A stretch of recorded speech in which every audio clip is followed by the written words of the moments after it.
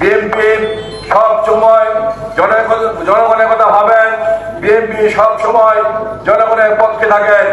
তাই আমাদের নেতা তারেক রহমান নির্দেশ দিয়েছেন জনগণের পাশে থাকতে হবে, জনগণের পক্ষে থাকতে হবে, জনগণের বিপদে আপদে জনগণের পাশে থাকতে হবে, জনগণের মন জয় করতে হবে, তারপরে সে এই নেতা হিসেবে প্রতিষ্ঠিত হবে।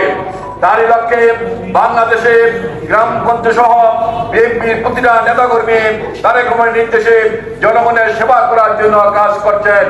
প্রিয় সাথী বন্ধুরা, বক্তব্য দীর্ঘায়িত করবো না, শুধু আজকে একটি কথা বলতে চাই।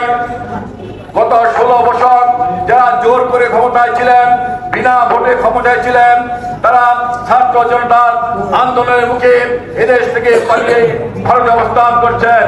ভারতে অবস্থান করে ভারতের প্রধানমন্ত্রীর সাথে শেখ হাসিনা মিলেমিশে একত্রিত হয়ে আজকে বাংলাদেশের ভিতরে বিরুদ্ধে নতুন করে আজকে ষড়যন্ত্র করছে, চক্রান্ত করছে।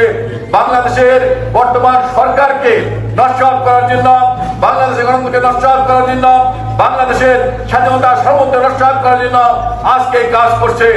আজকে বলতে চাই, বাংলাদেশের যুব সমাজ, ছাত্র সমাজ, শ্রমিক সমাজ তথা বাংলাদেশের জনগণ আজকে তারেক রহমানের নেতৃত্বে আজকে ঐক্যবদ্ধ হয়েছে। আজকে ধর্মের নামে দেশকে বিভক্ত করা যাবে না। বাংলাদেশে ভিতরে যারা বসবাস করেন, আমরা সবাই বাংলাদেশি, হিন্দু, বৌদ্ধ, খ্রিস্টান, আমরা সবাই বাংলাদেশি। ধর্মের নামে দেশকে বিভক্ত করা যাবে না। আমার নেতা তারেক রহমান বলেছেন, ধর্ম যার যার, কিন্তু নিরাপত্তা সবার। বিএনপির প্রতিটা নেতা করবে যার যার ধর্ম পালন করবে এবং সরকার হলে প্রতিটা ধর্মাবলম্বীদেরকে তার তার ধর্ম পালন করার জন্য নিরাপত্তা দিবে। প্রিয় সাথী বন্ধুরা, আজকে বলতে চাই, দেশের মধ্যে যে ষড়যন্ত্র চলছে, চক্রান্ত চলছে, আমরা বাংলাদেশের মানুষকে ঐক্যবদ্ধ করে বেগম তারেক রহমানের হাতকে শক্তিশালী করে সকল চক্রান্ত